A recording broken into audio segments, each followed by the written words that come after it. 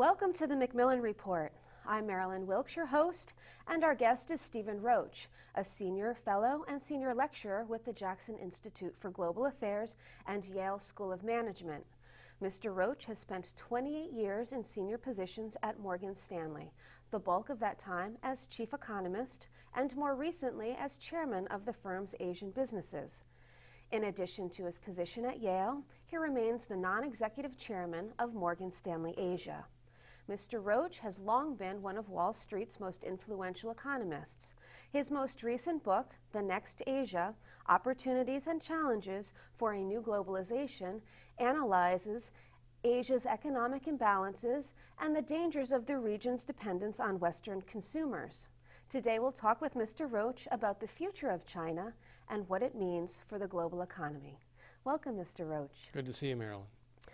In the past 30 years or so, China has experienced unprecedented economic development. Let's talk about that for a little bit, and if you can give us an overview of what has happened.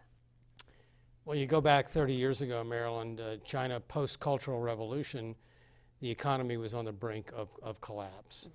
And then a series of reforms were instituted under the leadership of Deng Xiaoping, and the economy has recorded on average about 10% growth a year for 3 decades, predominantly led by 2 key sectors, exports and export-led fixed investment.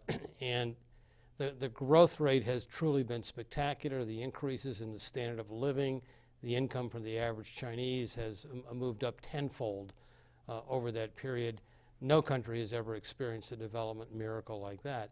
The question that I raise and the question that I address in my new course at Yale, The Next China, is this model sustainable? And my conclusion, which we can talk about in greater detail, is that there needs to be some big changes in China's approach to economic growth and development. Okay, and what are those changes? Well, the main change is that China has to figure out the policies that it needs to put in place to stimulate internal private consumption. The model, as it has been evident over the past 30 years, is hugely dependent on not just China's own competitiveness in the global economy, but on the state of global demand. And in the aftermath of this devastating financial crisis, that's the big question mark that clouds the horizon.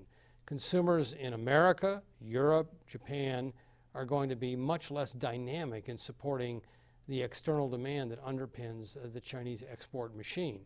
So lacking in that support from the broader global economy, China needs a new source of growth, and that growth has got to come from its 1.3 billion people in the form of a significant increase in internal private consumption.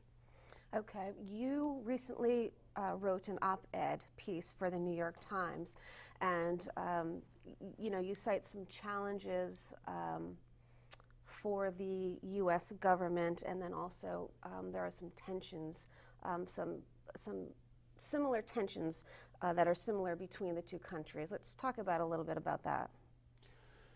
Well, China's the whipping boy for the post-crisis world, especially in the U.S., where we have a horrific unemployment and underemployment problem that involves between 16 to 17% of the entire American working age population. And for those Americans who are still working, their wages adjusted for inflation have really not grown much for the median American worker in the last decade. And unfortunately, we have a pretty poisonous political climate in this country, and our politicians in Washington don't want to accept any responsibility for these problems bearing down American middle-class workers. So they blame globalization, they blame the trade deficit, they blame the biggest piece of our trade deficits with China. They conclude that China manipulates its currency, and therefore we should put enormous pressure on China to revalue the renminbi sharply higher. If they don't, let's slap them with trade sanctions. This is the view in Washington. The U.S. House of Representatives enacted a bill that would impose trade sanctions on China if it doesn't follow this recipe.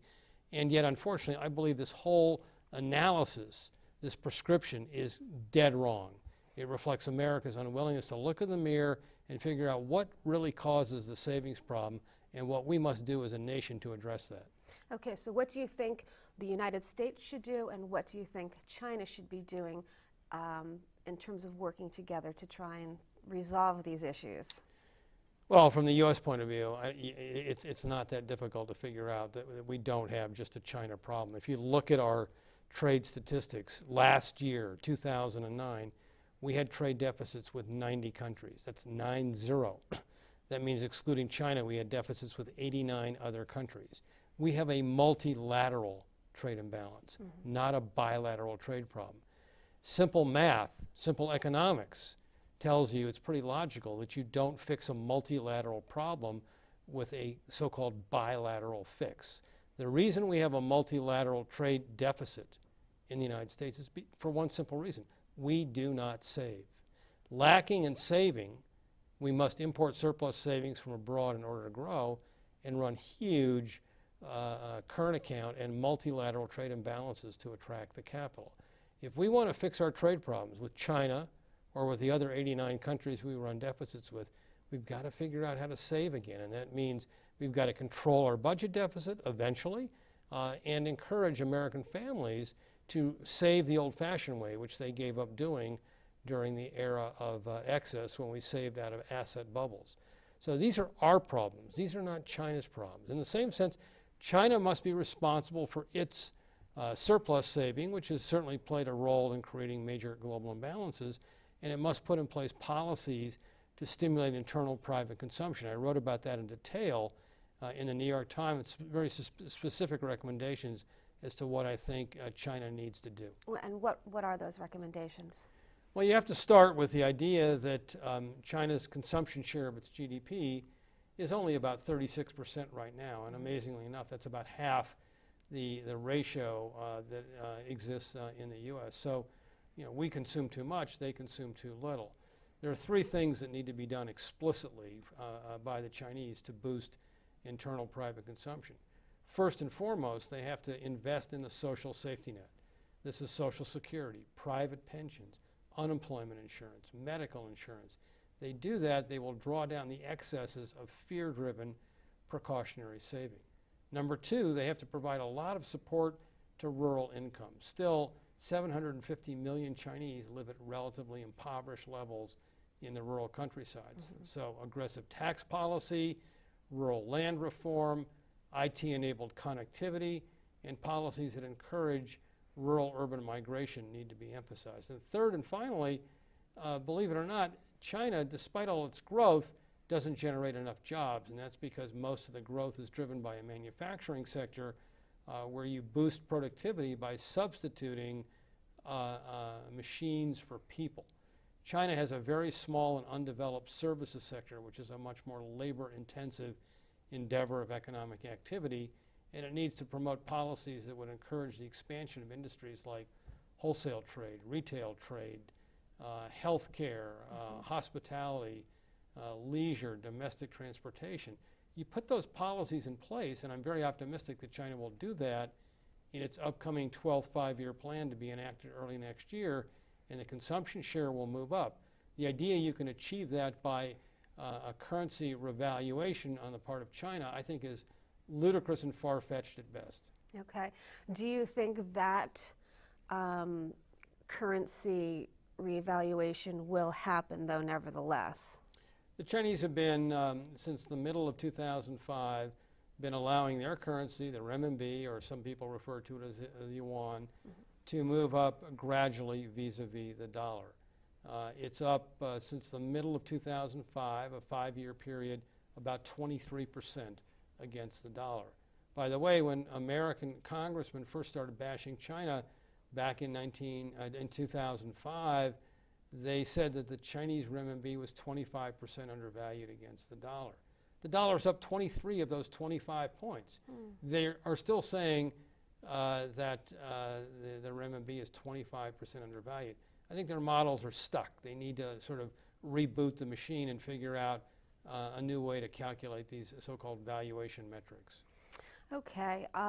In looking at China again, are there any specifics that China can do to help struggling United States? There's a huge one. If China succeeds in implementing the policies that I just enumerated, and they boost their internal private consumption as a share of U.S. GDP, that is an enormous opportunity for American companies to export into. China is America's third largest export market today. The Obama administration, desperate for new sources of economic growth, has identified exports as a main target for economic growth. They feel strongly that exports have the potential to double over the next 5 years, and this would create millions of new jobs. I agree with that. I think that's a very ambitious but realistic target. But how are we going to double export markets if we slap trade sanctions on the economy that is our third largest export market? Most likely, they would put reciprocal sanctions on American goods sold there. If we encourage China to boost internal private consumption, then we've got a shot to compete into that market, our third largest export market, and grow our way back to prosperity rather than try to bash China as a recipe for prosperity. There's no way we're going to achieve those goals if we impose trade sanctions on China. But if we encourage China and put pressure on them to open up their markets and grow their internal demand, that's an extraordinary competitive opportunity for the United States. Okay. And let's look at the next Asia 5, 10 years down the road. What does it look like? To me, the next Asia will be a more balanced Asia, one that derives much greater support from Asia's most precious asset, its 3.5 billion consumers. The Asian growth machine for most of the last 30, 40 years has been export-led, hugely dependent on demand in the developed world. That demand is now tired. It needs a rest. That's what the crisis is telling you. And so it's time for Asia, given the amazing success that the region has accomplished, especially China, in figuring out and how to crack the code of economic development. It's time for the region to really put in place the types of policies that I have elaborated on that would stimulate its own internal markets. Asia will then be a more balanced economy.